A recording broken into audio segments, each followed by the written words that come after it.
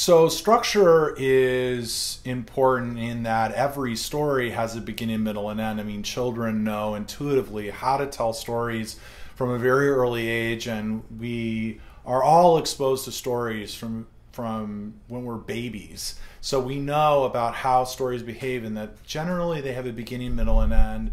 Generally, there's some sort of problem or question in the story that ends up being resolved by the end of the story, and there's the end. And that's sort of how all stories do sort of in many ways behave. And that structure is important, that in that a story always has some sort of question or problem or something that the hero or the lead character is facing, and that we want to see resolved, and the audience wants to see resolved as they identify with the journey or life of the character.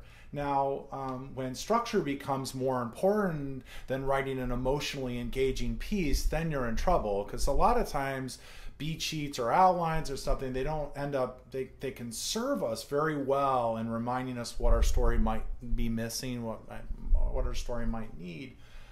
But when we get locked into following the structure or a beat sheet or an outline, and we forget that we have to write a story about people, the movie that I have here that I love so much is Animal House, and that has an incredible, it's very rigid actual 3-act structure. It's a lot of the traditional conventional things that happen in a 3-act movie that people are taught actually happen really well in Animal House. People don't really ever talk about it that way, but it actually, if you watch it, it's all the things that are supposed to happen in a screenplay do happen in that movie.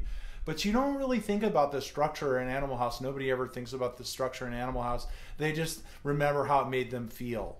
So it's just important to always remember that you're telling an emotional story that your audience has to care about, and structure will probably be supported in your efforts to do that.